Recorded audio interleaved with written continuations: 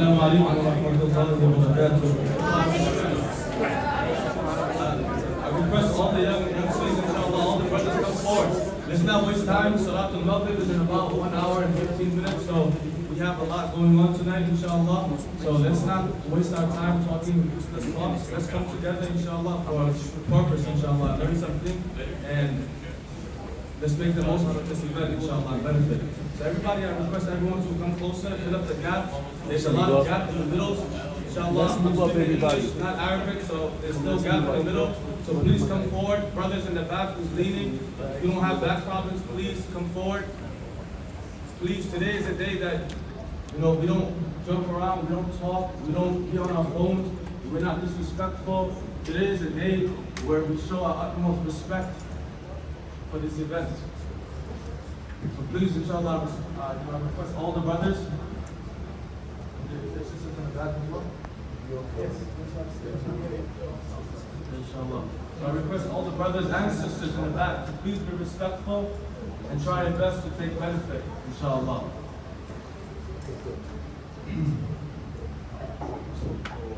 Bismillah, alhamdulillah, salatu wassalamu ala rasulillah, Allahumma salli ala sayyidina mawlana Muhammad wa ala alihi wa sahbihi wa sallam. First and foremost, inshallah, we will thank Allah subhanahu wa ta'ala for this beautiful event. It's an honor from Allah subhanahu wa ta'ala, and we thank Him. And we send peace and blessings towards our beloved Habib Muhammad sallallahu alayhi wa sallam. So, before inshallah we begin our event, first and foremost, I would like to introduce, I will let our honorable guests inshallah introduce themselves, but we want to thank and show our utmost gratitude towards our guests for making, taking out their personal time and effort for coming out here and supporting and trying their best to protect and serve our community and every single part of New York City, inshallah. So I'm going to hand over the mic to our esteemed guests to introduce themselves a little bit, inshallah. Assalamu alaikum. Hello everyone. It's Lieutenant Joseph Al-Mustafi, Community Affair Outreach Divisions. I'm here to see what the concerns are, and I'm glad I was invited by my man. I thank you, man, for the advice, and I'm here for her questions.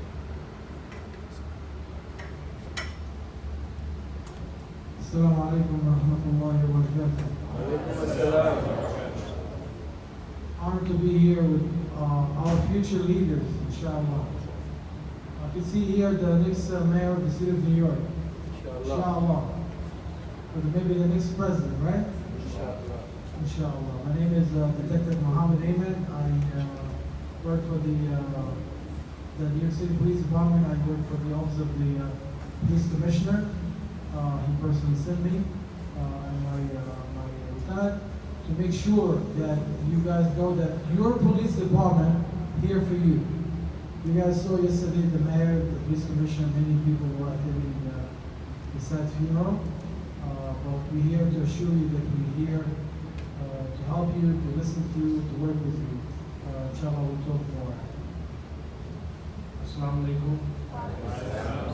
My name is Umar Usman. I'm the Special Assistant to the Borough President. And seeing this many youth coming out to this event is like really exciting to really get to talk to you, get to know you guys, and what your needs are in the community and how we can help. Thank you. Assalamu alaikum. My name is Reverend Joseph Jones, and I'm not that kind of reverend. I work for the Commission on Human Rights.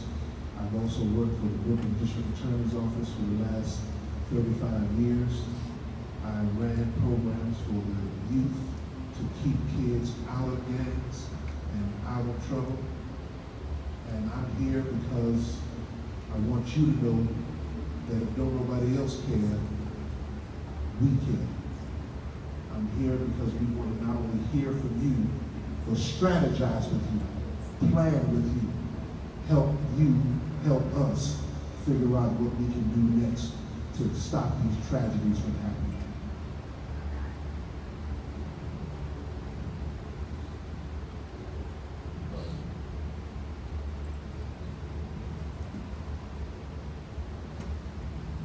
Assalamu عليكم ورحمة الله وبركاته.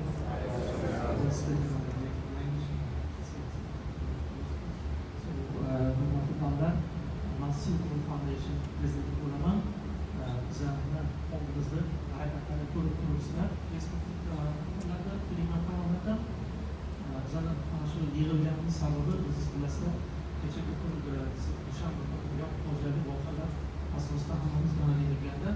Sizde kiragili var ortada yetkaz çıkması.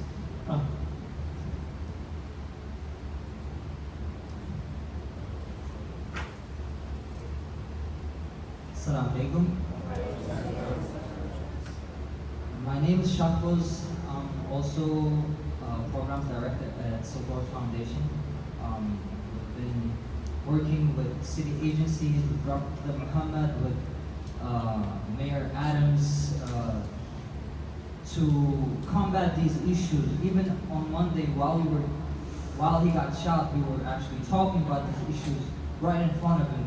So we're trying to do as much as we can to prevent these issues from happening ever again, not only in our communities, but in all the communities throughout New York. So that's what I'll leave in my video.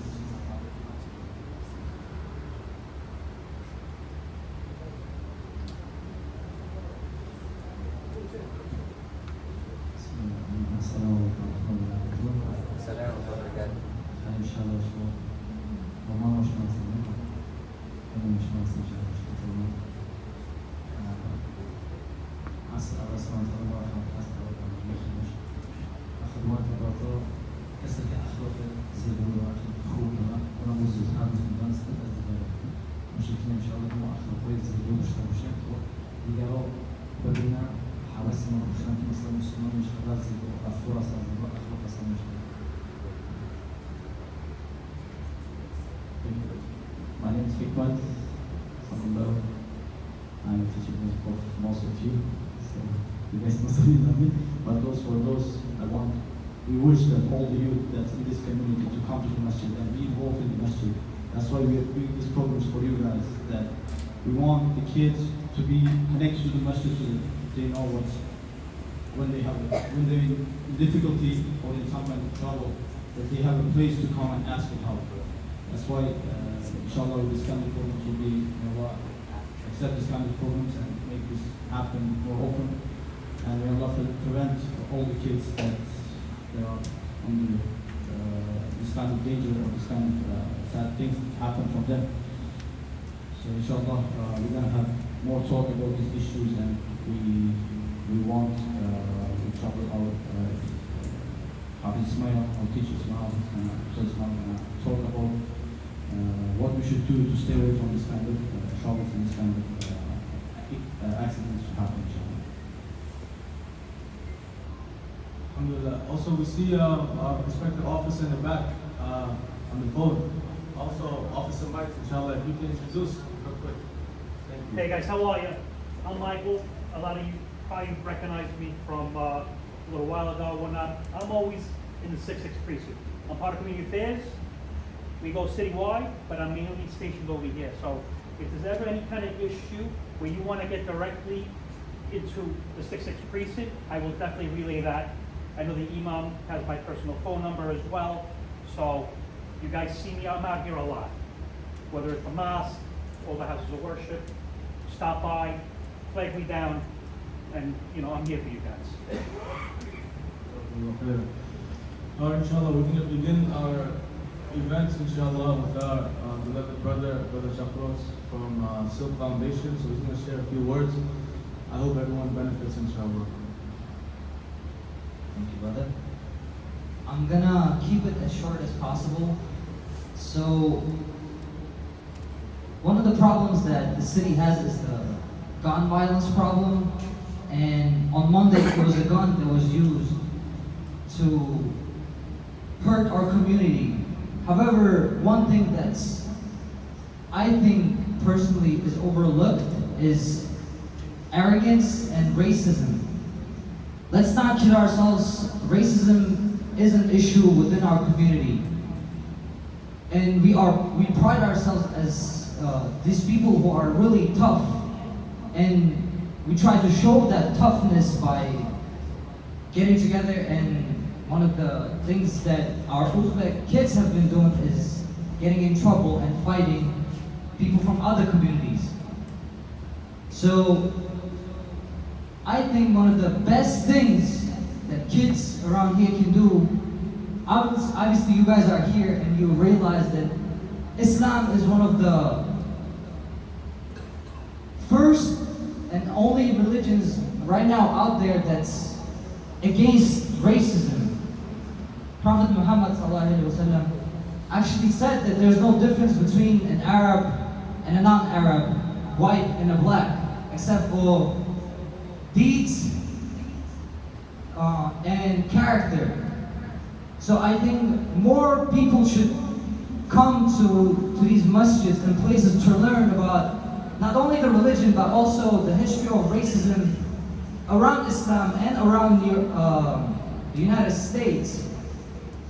And I encourage you guys to actually bring your friends, whoever you know, as much as possible to the masjid. And one of the best things that you can do for yourself is learn Islam, and through Islam you can learn the history of racism and the history of the United States and how to combat these type of issues within our communities. So I'm just gonna leave it at that, and our brother here can continue.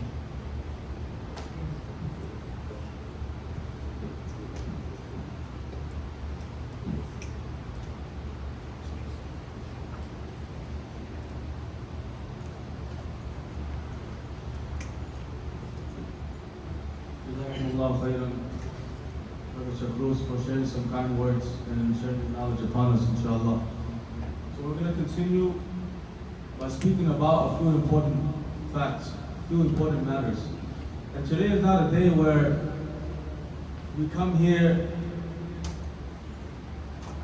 and we're awed by our speakers, the way they talk, or it touches our heart, and oh my God, after we leave the masjid and we go back to doing the same thing, same nonsense. Today we're here to really, really make a change. Like I know many of us, we have, like alhamdulillah, may Allah subhanahu wa ta'ala bless all the brothers that's been trying their best to help out this community and bringing all the youth to come back on the right path, to come back and become a better Muslim for Allah, for their family, for their moms and dads, and for the community. Alhamdulillah. And we've been trying, myself, Imam Hikmat, Brother Bahor, all of us, we've been trying our best to bring back that community. So today, my dear brothers, my dear sisters, I want us to really, really take a lesson from what I'm about to say. And today, don't listen from your ears, rather put your hearts out and listen from your hearts. Let your heart consume the knowledge of Allah. Let your heart consume whatever is going to be spoken about. I'm sure you guys know the tragic incident, the unfortunate incident that happened to our beloved young brother Faridun. On Monday, if I'm not mistaken, I don't know the young brother personally, but wallahi, when I heard the news, my heart just dropped. Why? Because the Prophet of Allah teaches us. He teaches us that when one person in the ummah, if he's hurting severely, our body, our ummah is like one body. It's like one body. And if one part of the body is hurting, then as if it's the whole body hurting. Just like that. If one part of our community is hurting, each and every single one of us should feel that pain and try to do something for it. Not, oh, I feel bad, I wish him all the best, my condolences. We don't need this rubbish, we don't need this nonsense. There's about 1,000 people that already said, sorry, my condolences. Even the mayor, may God bless him. But the truth is, the reality is, saying no matter how much you say sorry, no matter how much you say my condolences and I'm sorry, it's not going to bring back our beloved brother Faridun, who passed away. And there's no words to describe the pain and suffering that it did to his parents. You tell me, what is a home to a mother without his son, without her son? What is a home to a father without his son? On Monday, I believe, if I'm not mistaken, you see, I didn't even know him personally, but just knowing that he was my Muslim young brother, and a young brother from my ummah, from our ummah, has passed away, it just broke my heart. And I could just imagine that that could have been someone in my family, my younger brother. So no matter how much you want to say you feel bad and you show your faces here, may Allah bless you for coming out here and showing your faces. But no matter how much you want to say it, no matter how much you want to show your condolences, nothing is going to bring him back. But today, we are here as a family, all of us, to do what's going to help him more and help our communities. That's the purpose of today's event. My dear brothers, Allah subhanahu wa ta'ala very beautifully, He says what? He says in the Quran that وَمَنْ أَعْرَضَ عَنْ ذِكْرِي فَإِنَّ لَهُ مَعِيشَةً ضَنْكًا.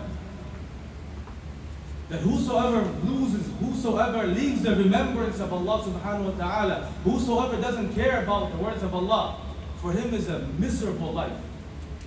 Now I want to take a pause on this ayah and come back to the incident that happened. Our beloved brother Faridun, if I'm not mistaken, let me just clear some things here, because I've been getting a lot of DMs and calls and messages that our brother Faridun, may Allah have mercy upon him, he was part of a gang, he was affiliated, he was this, he was this. No. First and foremost, say even he was part of that. As a Muslim, we don't go on talking bad about our brothers. The Prophet of Allah, he says that when a person came to the Prophet of Allah and said that this person did such and such, this person committed adultery, he robbed. The Prophet of Allah, right away, he didn't say, really? Really? But right away, he said, no, impossible. Impossible. If he's a Muslim, impossible. And the Prophet of Allah, not once, not twice, but 3 times, he would try his best to have a good thought about that person. That is Islam. So let me just clear some things out. First and foremost, our beloved brother Faridun, our young brother who was 15 years old, if I'm not mistaken, he was not affiliated with any gangs. He was a young, innocent, beautiful soul. He was perhaps walking with his friends, and other members or other kids were involved in some actions with the other side, and the other side decided to be a bad boy or a gangster, and the other side started shooting. And then when the shots were going off, 4 shots, everybody from the other block that Faridun was in, everybody started running left and right for their life. But unfortunately for our brother Faridun, it hit him. 1 shot hit him, I believe, in the back. Because of that, the next morning he passed away and he returned back to Allah. So let me just make this clear. From today, or any time in the future, number 1, we don't ever speak bad about a Muslim brother, even if he did something wrong. Who are you to talk bad about another Muslim brother? There's a very famous and beautiful saying that a person who looks for other people's faults and other people's issues and problems, he's like this, he's like that. Oh, did you see, you heard about him? The scholars, they say that just like how you are sharing bad things about that person, other people also have eyes, and other people also have mouths. So don't be sad and don't be mad when someone talks bad about you, especially after you pass away. So let's just be clear on this, that our beloved brother Faridun, right? Our beloved brother, and one last thing I want to mention before we continue. In Islam, there is no such thing as wrong place, wrong time, wrong location. Everything happens by the decree and will of Allah subhanahu wa ta'ala. Some of the brothers are sitting down here and saying, oh, he was there at the wrong time, wrong place. No. He was there because Allah subhanahu wa ta'ala chose him to be there. That bullet that had his name on it, That bullet was destined for him. That bullet was written for him 50,000 years before Allah created the heavens and the earth. Because when you say he was at the wrong place, wrong time, indirectly what you're saying is Allah made a mistake. Hasha lillah, may Allah forgive us. Everything happens for a reason in life. And one thing that I want to mention as well is that don't feel sorry for him. Some of you guys probably are sitting down here and saying that, oh yeah, but he was still listening to music. Yeah, we know who he was. This, no. As I mentioned, we don't think like this. We're Muslims. Another thing that I want to share with everyone, and I hope the father or the mother or the family is here to know and understand this. The Prophet of Allah sallallahu alaihi wasallam, he mentioned that anyone who runs to save his life, if someone is in danger and he's trying his best to run away or protect himself, and unfortunately he dies and he passes away, just like our beloved brother, young brother Faridun, Allah subhanahu wa ta'ala, he says what? He says that this is one of the signs of a shaheed, of a martyr. So don't feel sad for him. He died as a martyr. He died as a shaheed. And the reward for a shaheed, listen to this. Allah subhanahu wa ta'ala, he says that the way I reward the shuhada, the martyrs of Islam, is what? The reward is before his blood touched the floor, Allah subhanahu wa ta'ala opened the gates of Jannah. So Allah subhanahu wa ta'ala, he opened the gates of Jannah for him. So don't sit down here and feel bad. Feel sorry for yourself. As I mentioned, everything in our life happens for a reason. Perhaps his reason of passing away at such a young age was to guide and help all of us here to go to Jannah. Perhaps a lot of us here don't pray 5 times a day. Perhaps some of us here only pray Jum'ah. Perhaps some of us here don't even pray. Whether you're Muslim or non-Muslim, whatever. So his death, don't let it go in vain. Don't let it go in vain. Whatever issues happen, put it behind you. I want to mention a very important fact. And again, it's not like we don't have Quran and Sunnah to explain. Wallahi, that's enough. The words of Allah and the hadith of Muhammad sallallahu alaihi wasallam is more than enough. But I just want to, I'm not here to play around. I could be home right now taking care of my family, my mom is home, sick alone. But I'm not here to play games. I'm here to speak the truth and what's in my heart.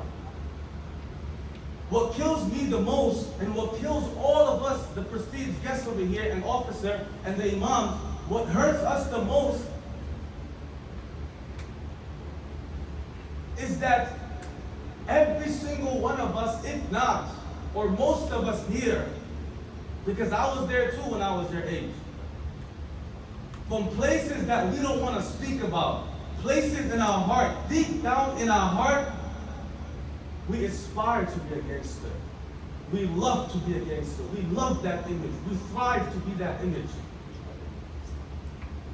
And you don't have to tell anyone. You know that deep down. You know why? Because it's based on your actions. And don't get it twisted. A gangster is not someone who just has a tattoo and sells drugs in the streets and hurts people. No, they are far bigger gangsters than these type of gangsters. You know who they are? Gangsters with your attitude.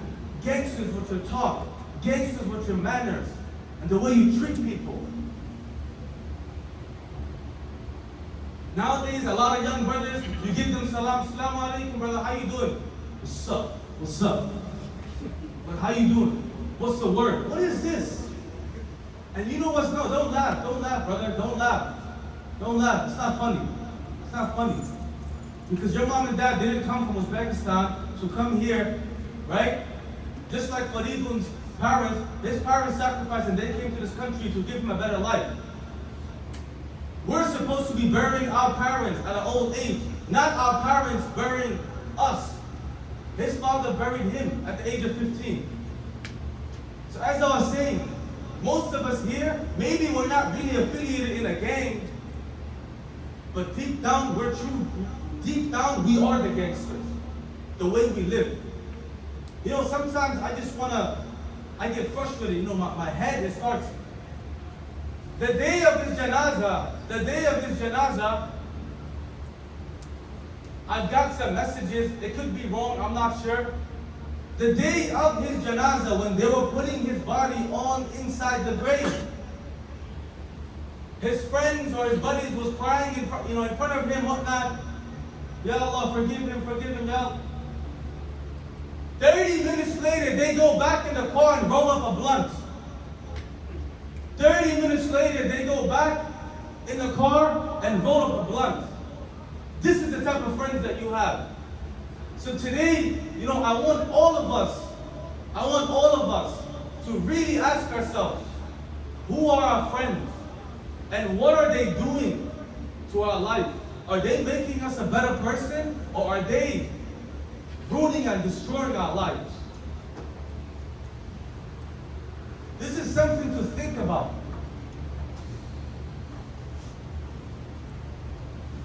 My dear brothers, you don't have to sell drugs and be out there hurting people to be a gangster. I'll tell you another sad story. On Instagram, right? I see a lot of posts on Instagram. I see a lot of brothers posting his janazah video. May Allah have mercy, Allah hamd. The next video, I see Pop Smoke's song. And this is something to really think about. Because if you're someone who's posting your friends or Muslim janazah and the next video is Pop Smoke and songs, then you have something to worry about. Because you, my brother, have a very filthy heart. And it's just a moment of time that Allah subhanahu wa ta'ala's punishment will come upon you. Just wait. Every single one of us here made it till Friday on Jum'ah, right? Every single one of us here. Who knew that he was going to pass away Monday and last Jum'ah was going to be his last Jum'ah? None of us. So don't feel sorry for him. Don't think that, he passed away this. Every single night, did you know this? Every single night, all of us here are dead. Our soul returns to Allah, our Creator, and our bodies are dead. And every morning, Allah gives, the soul asks permission to Allah. Ya Allah, do I return back to your slave or no? And Allah says, yes, go, return back. Maybe today he's going to change. Maybe today he's going to stop praying. Maybe today he's going to take care of his family. Maybe today he's going to do something good. Until there's going to come a time where Allah says no. My brothers, today is not a day, look, the way I'm talking in my lecture, it's not, I don't care if you feel good, I don't care. You feeling good doesn't help me, doesn't help the family, doesn't help anyone here. Posting a video on Instagram, hashtag Abu Hanifa, oh, I had the best event of my life. And we're not here for that, we're here for change. You look at your life. Are you someone who prays 5 times a day? Are you someone that tries to be a good Muslim? Are you that friend that brings your friends towards haram? Are you that friend who invites your friends towards doing bad things? Or are you that friend who invites your brothers towards the masjid, towards what's good, towards things that make Allah happy? Who are you? What type of friend are you? What's your connection with Allah? For those of you, raise your hand if you went to his burial. Who went to his burial? Ask these brothers, when they were putting his body down, did you see the AMGs and Benzes in that grave? Did you see all the girls? Did you see all the weed? Did you see all the houses? Did you see his father's bank account in the grave? Nothing went with him. Nothing. The Prophet of Allah says, when a person passes away, 3 things goes to him in the grave. 2 things come back and only 1 thing remains. The 2 things are your family and your wealth will go back. And the only thing that you will be down there with is your deeds. If you did good in this world, verily you will see it down there. And if you did bad, you will surely see. The Prophet of Allah, he says that those people who disobeyed Allah, never prayed, never went for Jum'ah, never read Quran, never prayed Salah, never respected the parents, never did anything good in humanity, lived like a tyrant on earth. The Prophet of Allah, he says that the night that he's buried, when everyone leaves, one squeeze of the grave, from the left side and the right side, will squeeze the ribs, and your limbs and your body parts will be oozing out. The Prophet of Allah, he says that that one squeeze will make you forget every single pleasure that you had in this world. And you and I, every morning, Allah is giving us a chance, and we're doing the same thing every day. It's Groundhog Day every day. You wake up, you smoke a vape, you go with the boys to M. Grill, you guys go chill out there, go on a car ride, text, IG Live, then go out to the park, soccer, and then every day, where's your salah? No salah. Where's helping out the mom and dad? No helping out the mom and dad. Doing something for the community, helping someone out, learning more about Islam and Deen and salah, nothing. Like an animal. Even Allah says in the Quran, some of us, in this life, we will be living worse than animals, and that's what we become. Worse than animals. So my dear brothers, don't sit here feeling bad for Faridun. We hope and we pray to Allah that Allah forgives all his sins, and Allah subhanahu wa ta'ala allows him to have the reward of a shaheed, which is to enter Jannah without any questions. So my dear brothers, my final message, I'm not going to take much time inshallah, but my final message to you is this. We've heard enough. We've heard so much. Now what do we do to help him out and help ourselves out? Number one, every single good deed that you guys do inshallah today, you pray salah, you do zikr, you say subhanallah, you read Quran, every single one of you guys, if you really love him like your Muslim brother, or if that was your little brother, you would want to do this, you would want everyone to do the same as I'm saying right now. You would wish everyone does the same. So just like that, you do the same for him, because he was our Muslim young brother. And he left us too soon. So every single one of us make an intention that all my salah, all my Quran, all my charity for tonight and tomorrow, inshallah, we give it all to Faridun, inshallah. Because I tell you one thing. If we had a chance to wake him up right now, and Allah subhanahu wa ta'ala gave him life just for one day on this earth, just imagine, supposedly, he came back to life and we woke him up, and he knows he has one day left. You really tell me right now, an answer from the heart. How do you think he'll be spending that one day? You think he's going to be spending it vaping? You think he's going to be spending it talking to girls? You think he's going to be spending it missing Jum'ah? He's going to be doing everything and anything to make Allah happy, because he knows that once you're gone. And you need all those good deeds down there, nothing else. So my dear brothers, you think you're young. Some of us here are 12, 20, 35, 40. What gives you this hope that you're going to live until 70? We just had a tragic incident right now. A young kid, a young beloved brother, Muslim brother, died at the age of 15. What gives you hope? Last week he died. This week he died. Perhaps tomorrow it's your turn. But the question is, how will you leave this world? Will you leave this world as someone who Allah is happy upon? Allah subhanahu wa ta'ala, listen to this right now. He says, those who love to meet me, Allah is speaking. Those who love to meet Allah, Allah loves to meet you. And those who dislikes to meet Allah, Allah dislikes to meet you. Now you ask yourself, do you really love to meet Allah? Now this is a very scary question. Because when you meet Allah, you better make sure you're prepared. And if the question and the answer is you're not ready to meet Allah, then that means there's something wrong in your life and you have a lot to do. So my dear brothers, I'm not going to take much time because we have our beloved esteemed guests here. Inshallah, they will share some words.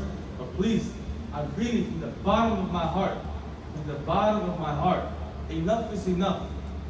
You know, our brother Muhammad was telling me that some kids want to go get a get back, some kids want to go fight back.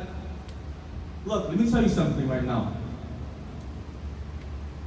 That man who cold-bloodedly hurt and killed our brother, let me tell you one thing right now. What he's going to go through in this life, what he's going to go through in this life after he gets caught, after they catch him, trust me, it is nothing compared to what Allah will do with him in the hereafter.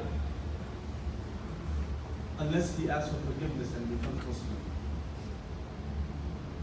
So don't worry about getting back at that brother and being in the drama of, yo, we gotta go get him, yo, let's go meet up here, yo, you saw him, yeah, I saw him, yo, let's go jump him. Don't worry about none of that. We have people who have dedicated their life to serve and protect this community. And really, from the heart, look, these brothers, they're very busy. But they really, really care about our community. That's why they're here. And they made a promise that this is not their first time that they will be here. They will continuously serve our communities so that Allah, God, may bless them and their families. And they may leave a legacy behind. So don't worry about that. Inshallah, this man will be found and will be taken care of.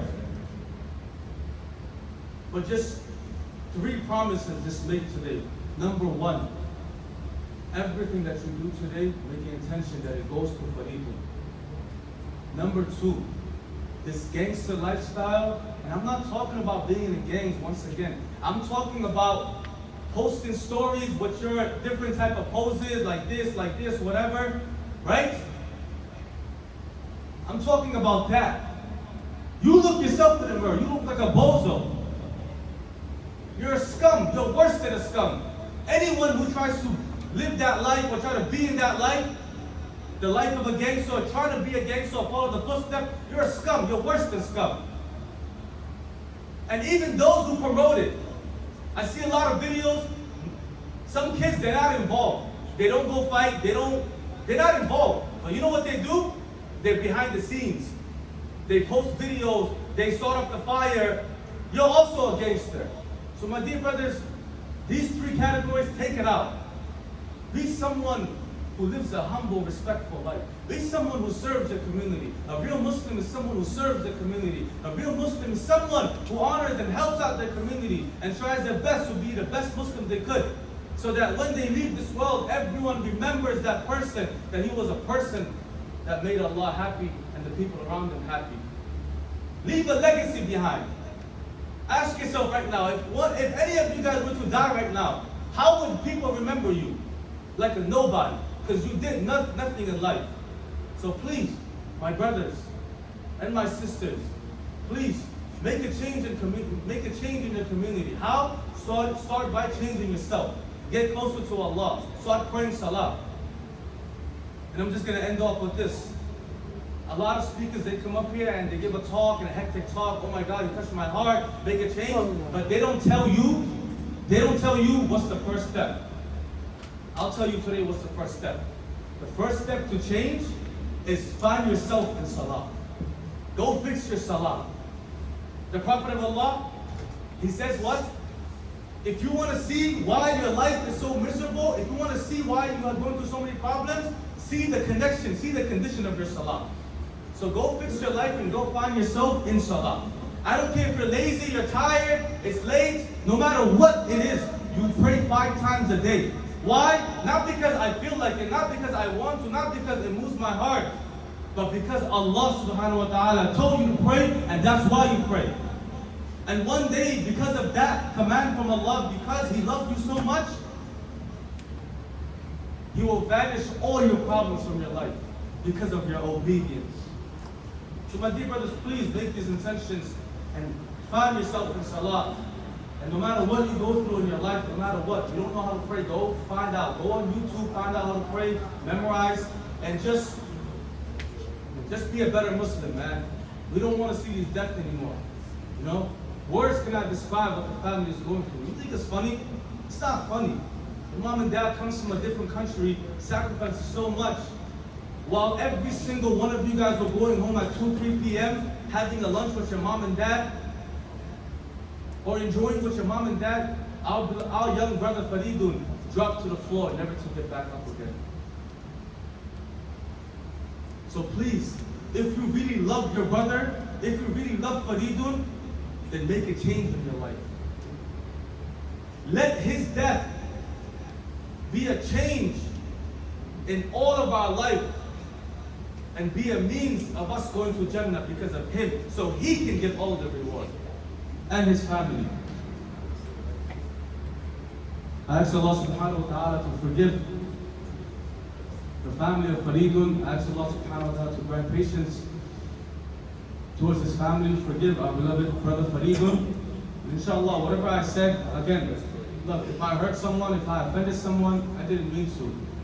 You know, I'm literally here because I want to see change, because I was there too. And I'm telling you one thing, it's not worth it at the end. Some of you guys will make it out, some of you guys won't. But I hope from today, every single one of us here makes it out successful, inshallah. Life is hard, get over it. But just try to be a good Muslim, inshallah. Allah subhanahu wa ta'ala will make your life easy, inshallah. Jazakumullah khairan wa ahsanul jazak. Inshallah, I will give it to our beloved brother, Muhammad, to share a few words. I'm just gonna make sure that Jazakumullah khair, Imam. Our beloved brother Muhammad Ali from the Mayor's office in the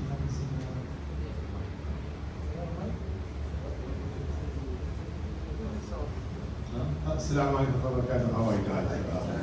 My name is Mohammed Bahi. I'm the senior Muslim liaison to the mayor's office. As you can see, the mayor came and he actually was the one that was pushing the casket of Brother Faridun always in the masjid. And it shows you how important this event was, because this is the kind of issue that if it's not snipped or cut right now, it's just going to grow bigger and bigger.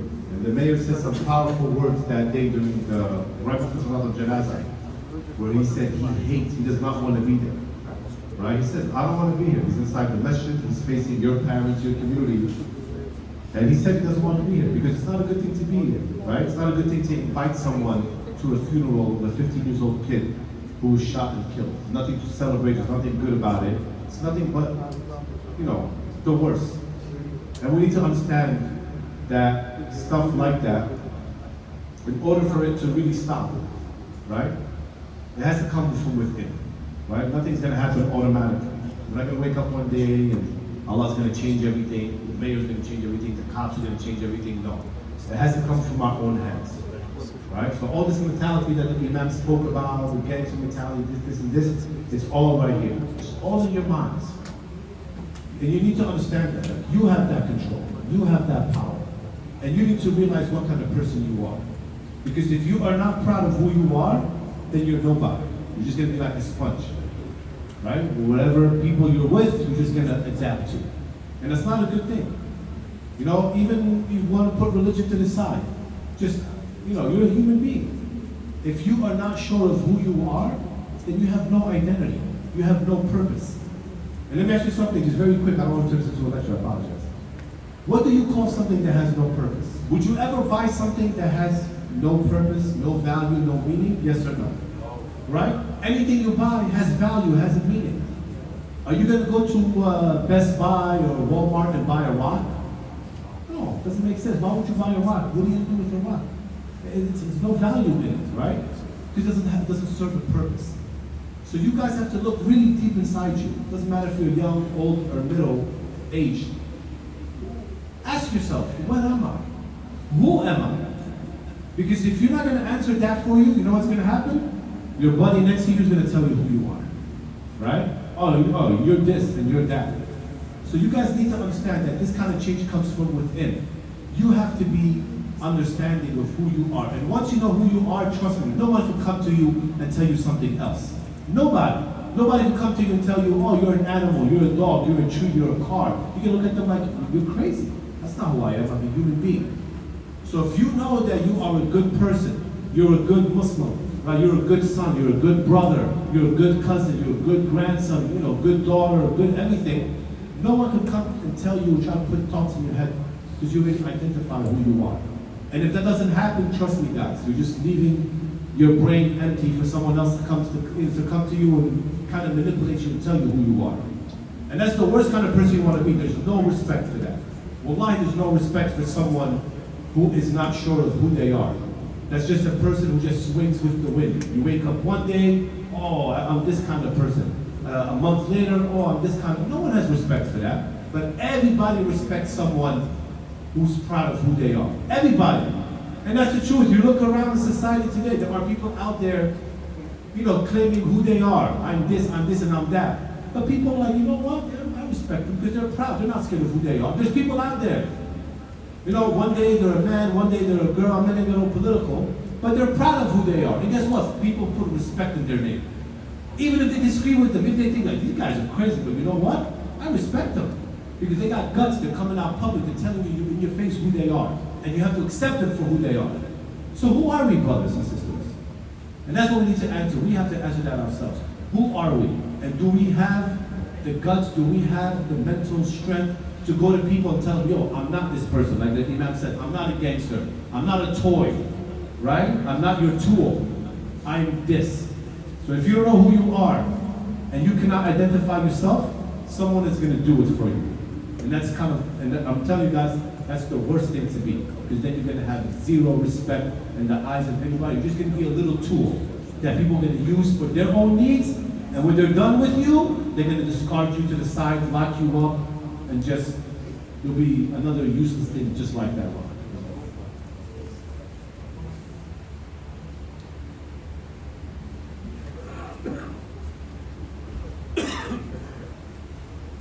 A lot has been said, and I concur with the words of the email. It's an amazing thing as a Baptist preacher of two churches here in the city. So much of what he spoke is what we teach in our church. The same exact thing. Once you know who you are, you don't have to worry about being somebody else or acting like someone else. I think one of the greatest problems we also have in this incident is the problem of silence. There was a problem before this incident happened.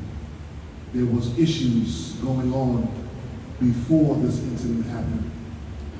And many of you knew about it, many of you heard about it, and instead of talking to the imam or to your parents about it, so we can help guide you through that decision of what you should do, a lot of stuff happened that escalated the problem to now a young man is no longer with us. The problem of the silence in our community and not speaking up and not speaking out is going to kill all of us. I used to be a United States Marine. While I was in the Marine Corps, one of my Marine Corps brothers, we were in the Marine Corps right around Thanksgiving. And we were not in our own country. And he wanted to send his mother a gift because his father was deceased and mom was home by herself. But he didn't want to send an average gift. He decided he wanted to send her something special. He wanted to send her a pet.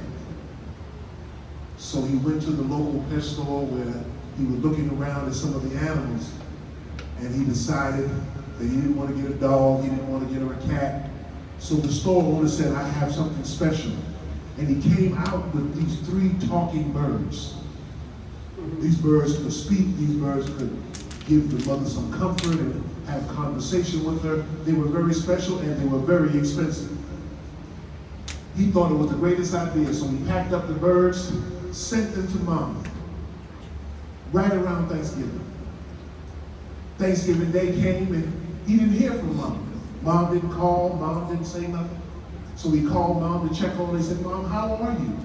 You didn't call me. Did you get my gift of the 3 talking birds? And mom said, you sent me those birds?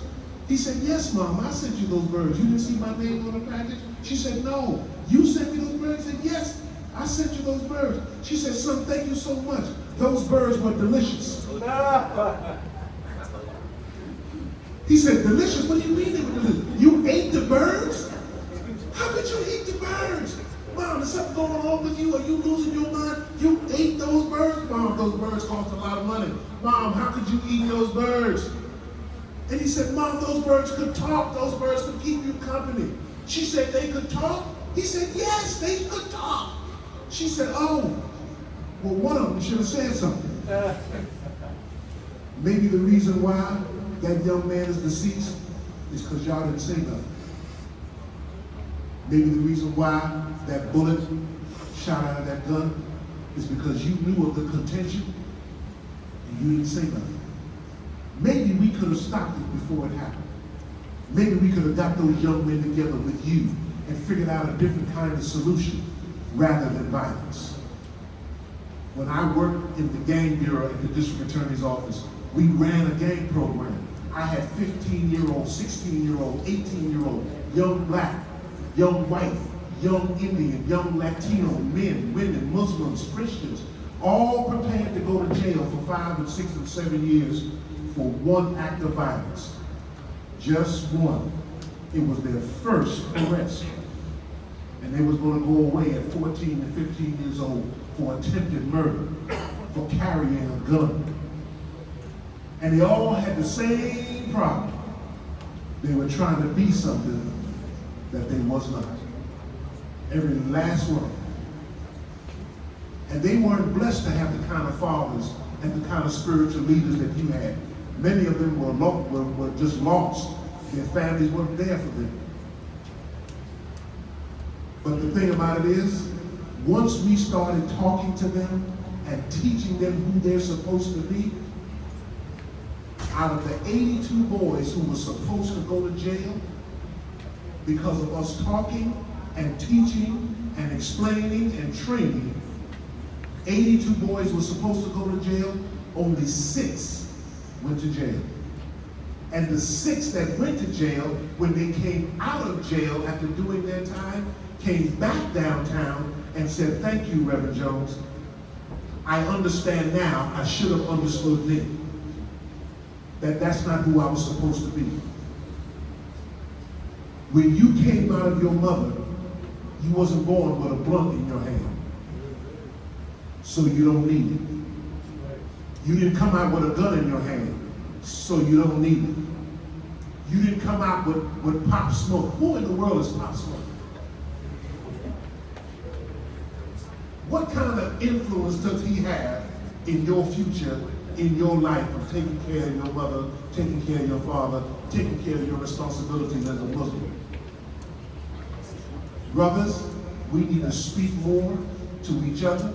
You need to trust us more in letting us know what's going on before it happens so we can help guide you through it. You need to trust your imam. Do you know how hurtful it is to be a spiritual leader, to have this type of impact and find out that you're not sharing something as tragically going on as this type of contention? We're only here to help. But we can't help you if you don't talk to us. You've got to make us know what's going on before it happens. Let us know what you're being told. Let us know what you're being influenced by. My friend is absolutely correct. You're a sponge.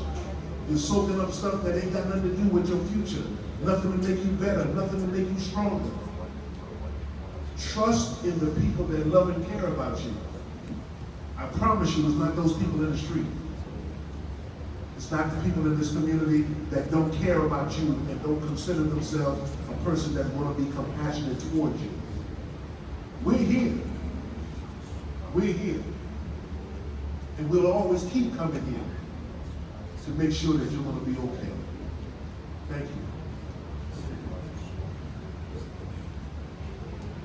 Assalamu alaikum, everyone. You guys fall asleep? I heard that you guys are good soccer player. You good soccer player, raise your hand. Really? Because I tell you something, we are good soccer players. Me and even Mari, we got to do. he's a basketball. I'm sorry. He's an American born, isn't he? So guys, I'm sure you guys heard a lot of talk from your beautiful Imam, from Bahi, from my brother from the Silk. It's not like, we're not here to give you speeches. You know, I just want to let you know, guys in the back, I'm a father too. You know how hard that yesterday to see the father and the mother and the grandmother? It's very hard. I just want to assure you that your police department is working so hard to get this bad guy or anyone doing anything to our brother, Faridun, or anybody else. So we have a role to uphold the law, to go out and stop someone from doing wrong. And if someone did wrong, we have to bring him to justice. How many of you know the legal system here? These guys in the back. Yeah. How many of you know the legal system? How you, when the police officer arrests someone, bring it to the district attorney. You guys watching TV at least one time? Yeah. So we do have a role. I want to let you know that to be a police officer is one of the greatest jobs. It's in sync exactly with our teaching, whether a Muslim or Christian or Jewish, because we go help the helpless. Aren't we supposed to do that? Yeah. We see someone need help, we go help them, right? Yeah. It's a great job. I'm so proud to be a police officer, I'll tell you that. Because what a rewarding thing. I'll do it anyhow, to be honest with you. But now I'm doing it and I'm getting paid, you know. That's amazing. One of the things that I want to let you know that in the police department, we have close to 3,000 Muslim officers. They're like you, brother and sister. Takbir. That could be any of you. You know that? You could be the one that joined the police department who help your community and help everyone else. I just want to bring your attention to upstairs with the sister, or I don't know if downstairs maybe. I have my partner here, she's helping our sister. She's also from the police commissioner office. So to show you the magnitude of this, that the police commissioner himself, the mayor, Senator Brother Bahi, all the entity, the Commission of Human Rights, everybody coming here to show you that we are here with you. You're not alone. And I promise you, you're going to see me again. And maybe we're going to do a tournament. Maybe tournament soccer and Quran too. Who's Hafiz here, by the way? How many? Who's Hafiz? Anybody? All right. One of the things I want to share, not to make it a speech is talking to you guys. Time is very precious. I know you guys in summer. Any skills you could add to you, it will help you tremendously. Who would like to be rich here, by the way? Anybody? It's good to be rich and you utilize the money to help everybody and help yourself. You need to learn new skills. Who speaks more than 2 languages here? Oh, mashallah. Beautiful. Listen, young guys and ladies.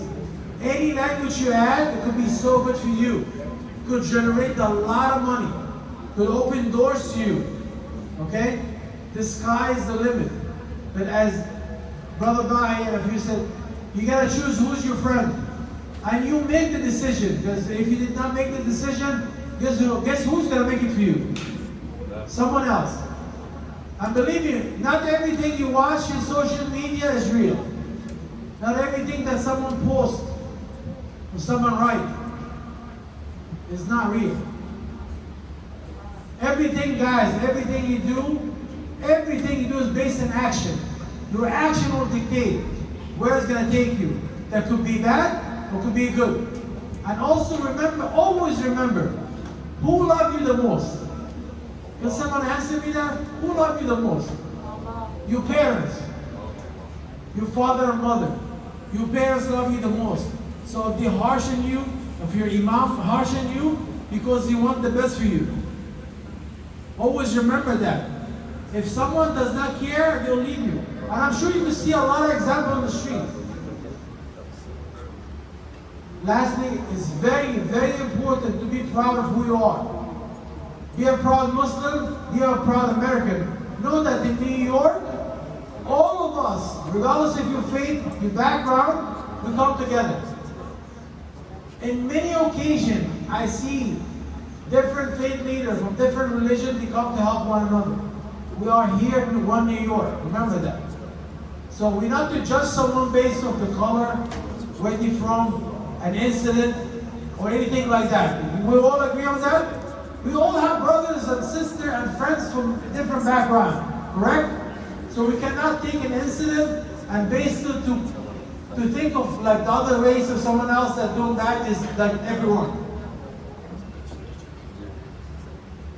It's important, guys, that you have all your future ahead of you. Who would like to become a police officer here? Anybody? Who would like to be like Brother Muhammad Bahi, a big shot in the man's office? How much do they make? They make a lot of money, my friend. Good question. It's never enough. Never. Listen, it's rewarding. And you know what? We have a mayor who believes in diversity. You look at his administration, we have a lot of commissioners are Muslim. Every race is represented in a mayor's office or in this administration or the police department. So this could be you. Remember that. That means you have to do good at school. You have to take care of yourself. You have to stay out of trouble. There's everything about your name. Everything about your name. You don't want to taint your name. You don't want to embarrass yourself, your family, your mosque, your community. We are so proud of every and each one of you to be sitting here. I tell you that. I'm so proud of you all. Lastly, I want to say something. One of our brothers who sponsored food for you, just a token of appreciation for you, taking the time to sit down here. Jazakumullah khair. And inshallah, you will see me a lot here and we'll have a great time. Can we hear the brother from the Borough President's office also speak? We will never skip it, brother. Don't worry. Jazakumullah khair. It's just that I believe he might be a little bit more relatable in the sense of how he grew up as a 15-year-old in Brighton Beach, exposed to different type of gangs, and how he had to live a different life inside the house, and when he had to go outside the home, into the schools, a totally different lifestyle, and sometimes in peer pressure, you have to be part of specific gang. You're a lone wolf, you're attacked. So is inferiority complex better or superiority complex better? It's a big question, conundrum, right? Solid. So, like she was saying, I grew up in the streets. I didn't know what I wanted to become. I went to school, wasn't doing good in school. And one day, a thought came in my head that I had to turn back to Allah, you know? And I started going to the masjid. Started hopping out in the masjid. Masjid Umar on Brighton Beach. And from there, like, when I was helping, there was kids, they're like, what'd you get out of helping? I'm like, you don't know what I get out of this. You get a lot. You know, you get blessed by Allah, that you do a good deeds for the masjid, house of Allah, right? But a lot of people is gonna make you try to turn back to the old lifestyle. You don't wanna go there. Because that's not gonna get you nowhere in life. Then I started doing a lot of community work. And like Muhammad said, Wahi was a superstar of this community. I used to look up to him. I used to see him on Facebook, Muslim giving back. I'm like, how can I get involved in this? How can I do something for my community to change something? With like the youth, like he has a lot of people that follow him at a young age that want to be like him, that want to be like a superstar to the community and help and give back and do a lot of stuff overseas. And that's the people we need to follow. We need to have a mentor. If you don't have a mentor, we're not going to get nowhere in life. Your mentor is the imam in the masjid. Your mentor is somebody that you look up to, somebody that do good for the community, not people that tell you about like the music. It doesn't teach you anything, it teaches you bad. Nothing good. You don't get nothing good out of it. Other than people that, we follow our celebrities and we feel like they doing good. If they're not giving back to the community, they're not good for us. We're not helping. Our Islam teaches us to give back, right? And a lot to what Bahi said. He said, we feel like we want to follow other people and see what other people have to we want to become somebody else, and we're not true to ourselves, true to our soul. Like we feel like we gotta show other people that we better than them. We not. We all treated equal. And from there, from the budget, you know, I was involved in a lot of like political stuff, doing campaigns and stuff like that. And my first job I landed was being the assistant to the borough president, which was big for our Muslim community. Because we really didn't have anybody, like we have so many Muslims. And like, as the Amin said, that we have a lot of Muslims in the mayor office that's doing a lot for our kids. There's so many programs. Why he does programs every single week. And we have to look, we gotta go and try to become part of an organization that helps out the youth, that help out our community to become better, right? We gotta look up to people that really doing the stuff instead of listening to the music and trying to become something we're not. So with that, like, I don't want to take a lot of time, but please, you know, try to turn back. Try to come to the masjid a lot. Try to go to Muslim events. Try to go to community events. Try to go to help out somebody that you could, you know, out of your good, you know. Like, Can I, on behalf of the children, if you guys don't mind, I don't know how much of the troubled teen youth is here at the masjid.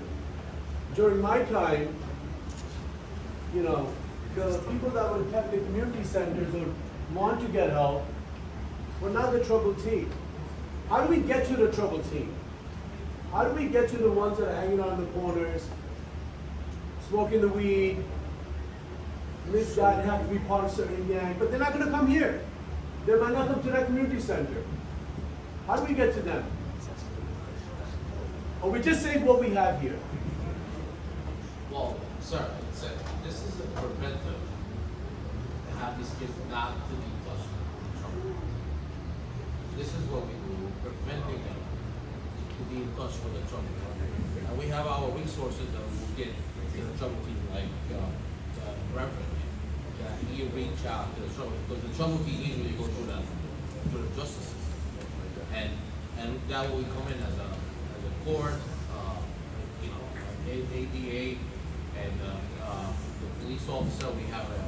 We have programs that we get as an NYPD. We have YAP service that we do our own outreach to these trouble. But for this, we're preventing these kids from being in touch with the trouble kids that are trying to remove us. And we give them the direction that we have to stay away. And I'll tell you, like, I'm an immigrant, like most of these kids here. I came when I was 13 to this country. I'm in their shoes. I grew up a few blocks away. I was exposed to different communities. But I had a Christian priest in my life. Like now you have an imam that will guide me. I had my parents that guided me. I had my uncle that guided me. So it's all responsibility, sheer responsibility. The parents have a responsibility, the man has a responsibility. Everybody has a responsibility here. And this is what we do, you know, it's combinations of things that we do together to prevent this. You guys know that the NYPD has the exposure program. Can I just say one thing to you, sir? Yes, right. One of the things that we did was exactly what you said. We can't do it in here. We gotta go to them because they're not gonna come to us. I need 5 of the best soccer players in this room to stand up. No, don't lie to me, I'm the record. You're a good soccer player? What, there's no more good soccer players? There's only one guy at home? Nobody, the Imam acts for soccer players and nobody stood. You there back there, you a good soccer player? Who else? Who's a good soccer player? You good? Stand up.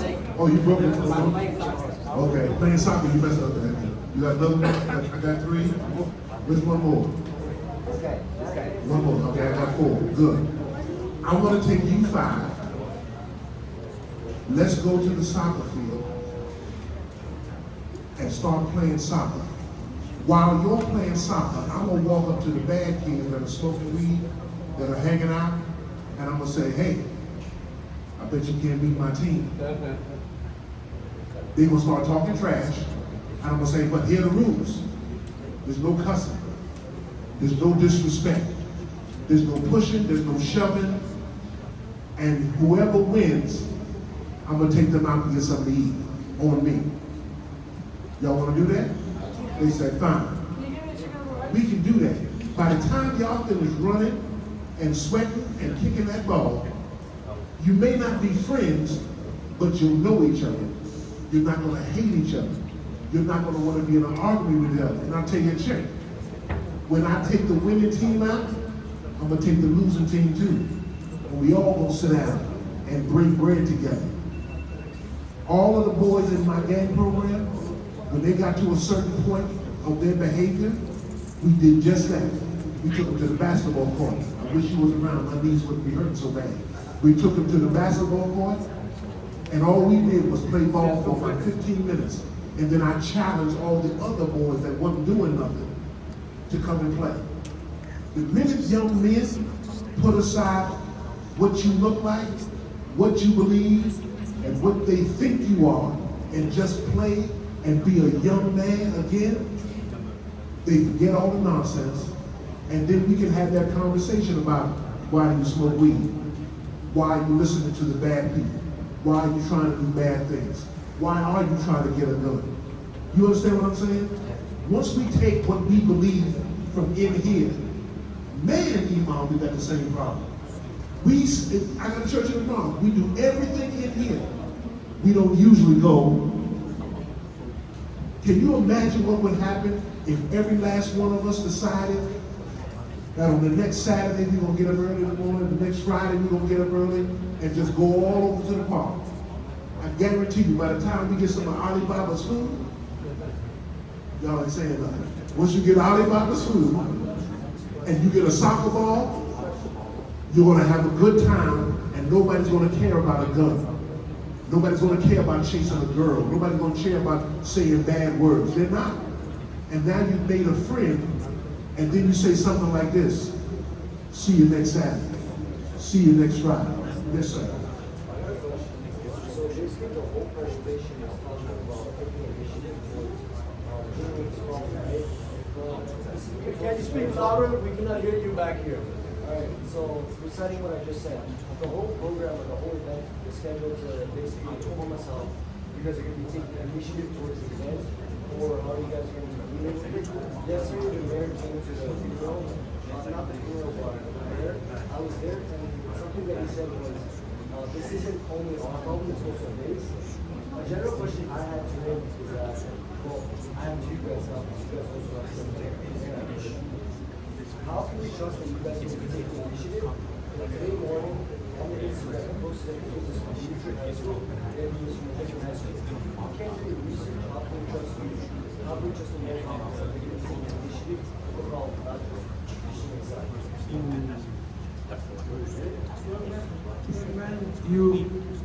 Once again, I have mentioned this, my talk. Not everything you see in social media is real. So you based all your thing, which is I respect you, of a social media platform. It's official account that's verified under the New York City mayor. All I'm telling you that in any investigation it has to be thorough. You have to make sure. You have to go through things. Mistake does happen, don't get me wrong, nobody's perfect. But I'm telling you that everybody in the police department, the police commissioner himself came in the field. You know, and he is a father. So a lot of these guys came in and we have every intention to see what can we do. And again, it has to be collectively. Public safety really is a shared responsibility. And I want you to know that it's not just the police department or the mayor's office, it's all of us. It started as example of the lieutenant who's going to soon become a captain. He's exactly like you guys. He came from Egypt at age 13. His uncle, his parents put him to work. He worked at a very early age. And look what he accomplished. Just like everyone else. Sometimes things happen here and there. There's always an obstacle. I'll tell you that. I'm sorry to let everyone know that there will be always an obstacle. But this obstacle, you have to go through it and pass it. You know? And I think it's very legit question he said that we need to learn collectively and work with you guys. What can we do better? I think you have a responsibility, young man, and you folks, to figure out maybe something that we could all together work to develop it and see. Because yes, there is a problem that we have, and we have to address it, and we have no choice but work and try until we get it done. Because the other alternative, people losing life, but we cannot afford it. I love that question because, and that was actually posted today because I saw the same thing. I was like, no, he didn't go to New Church, he went to James Madison, right? Of course. So I saw the same thing. I was like, okay, someone made a mistake in his Twitter handle and so forth. Do you understand? It's not like the mayor got time to post stuff himself. It's a team. But it's a silly mistake. You know, details get drowned. And you're right, because when people see that, there'll be a little bit of lack of trust, right? Like, oh, this guy doesn't even know where Faridun High School went. How can he solve the crime problem? But let me tell you something. On Monday, something happened that was historic that never happened before. Imad was there, and he actually raised the question and informed the mayor of this issue that's been going on. I never knew about it. It looks like it's been going on for a year. I guarantee you knew about this problem before me. I guarantee you know about this issue before the mayor. So if the imam on Monday, we had the event at 2 p.m. You know when the shooting happened? The same time we were there sitting with the mayor, your imam, your representatives, your community leaders, and they said, Mr. Mayor, we have a big problem amongst the youth. And I'm sitting there, I was like, who's he talking? What is imam talking about? And he brought the issue. The mayor said that we're going to talk about it, we're going to see how to look at NYPD, get some resources, we're going to figure out. And I was like, what issue is going on? I never heard about this. The same time when the shooting happened. And that night, I was like, no, I said, no crapping way.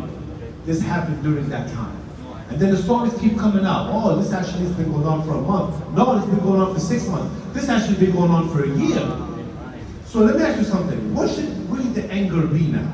Should I be angry at the mayor for not, or his team, whoever it is, for not getting his school right? Or should I be angry at you? At everybody here? Should I be angry at anyone who had any kind of information but did not want to say it? For whatever reason, I don't want to be a snitch, I don't want to be this. What's more important? Think about it.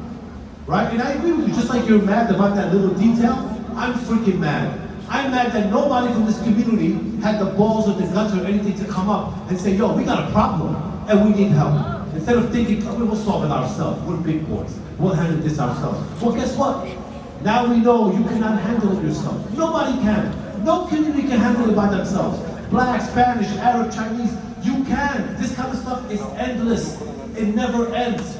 It's impossible to end unless really there is some sort of collective where everybody really comes together, where people decide to end themselves. So I'm trying to tell you, so this is what the anger should be, brother. Not because the mayor made a stupid mistake. Forget about that nonsense. The anger should be is that, how come he did not know about it? How come the city did not know about it? Right? And while you guys knew about it, I'm not saying you're potentially there's a problem. I'm saying somebody knew about it in the community, but someone decided not to say something.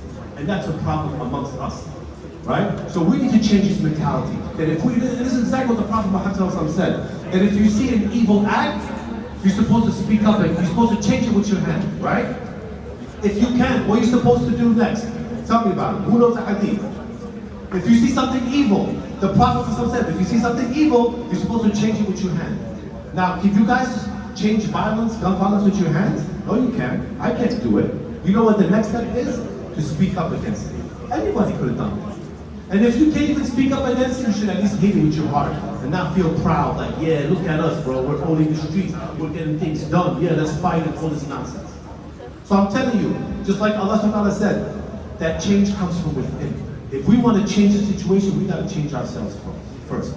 So we got to be angry at ourselves, not at someone mispronouncing their name or getting his school address wrong or the time of, forget that nonsense. We need to be angry at ourselves, at our community. We need to be angry at ourselves that we have to be better, guys. Because no one's going to fix that problem. I told you, we have to fix it.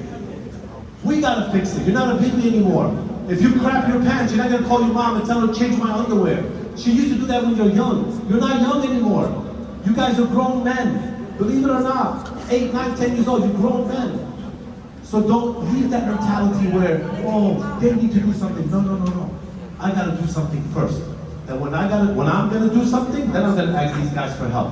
Not vice versa, not go to them, hey, You gotta help. He doesn't have to be here, this guy. He's not even Muslim. Do you understand that? He's a reverend inside a masjid.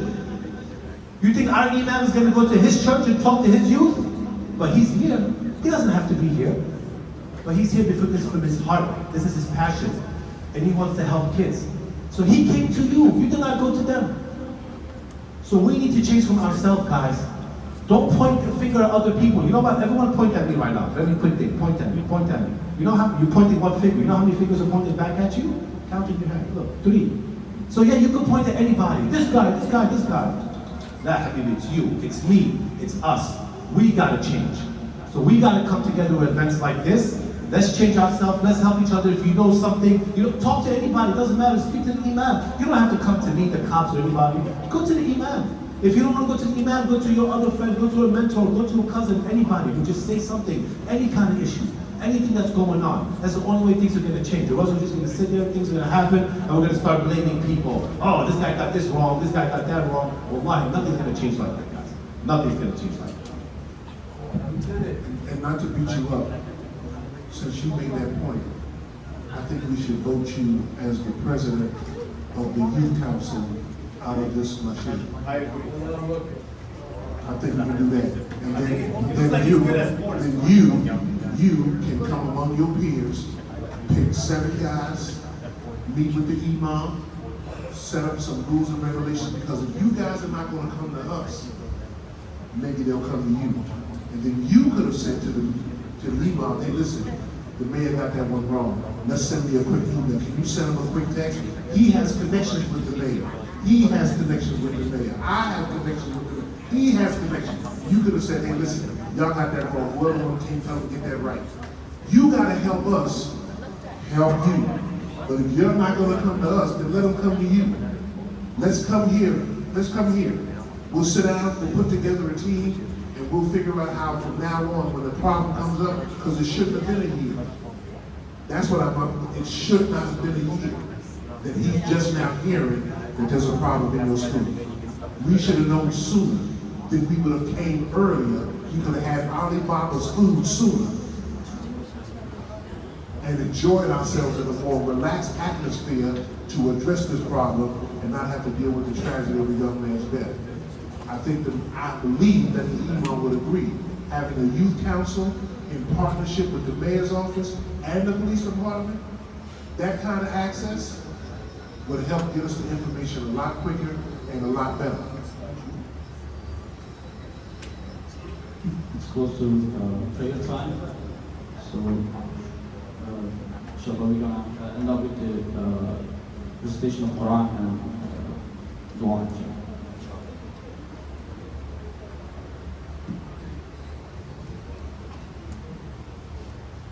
أعوذ بالله من الشيطان الرجيم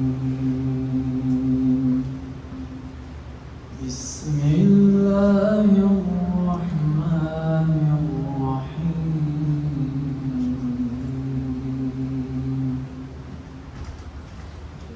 وما خلقنا السماء والأرض وما بينهما باطلا وما خلقنا السماء والأرض وما بينهما باطلا ذلك ظن الذين كفروا فويل للذين كفروا من النار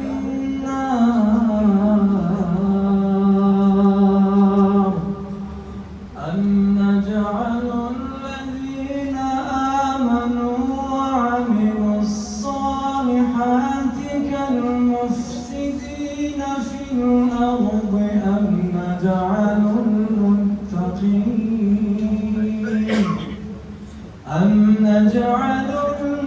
المتقين كالفجار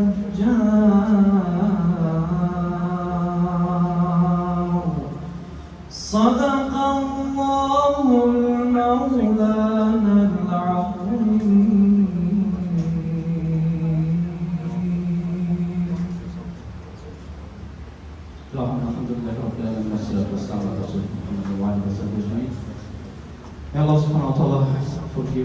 all the sins of our brother Faridun and give him a status of the shaheed and accept him Jannah without any reckoning. May Allah subhanahu wa ta'ala protect all the youth that from this kind of tragedy to happen. May Allah subhanahu wa ta'ala protect our communities. May Allah subhanahu wa ta'ala make our city a safe place, free from this kind of violent act. May Allah subhanahu wa ta'ala make our youth to be strong Muslims, the leaders of this community. As the brothers asked, what we can do about others. Our youth are the solution for this. If our youth that's coming to the masjid are strong in their religion and going out and helping those who are outside on the streets, inshallah, with the mercy of, with the blessings of Allah subhanahu wa ta'ala, our community, our masjids will be safe, our churches and our synagogues will be safe from any violence. At the same time, our streets will be free from this kind of violence. May Allah subhanahu wa ta'ala give us all correct understanding of Islam. May Allah subhanahu wa ta'ala make us those people who achieve the pleasure of Allah subhanahu wa ta'ala in our life and die with the pleasure of Allah subhanahu wa ta'ala and meet Allah subhanahu wa ta'ala with the happiness and be accepted in Jannah. Sallallahu ta'ala. Inshallah, we're going to call Azan for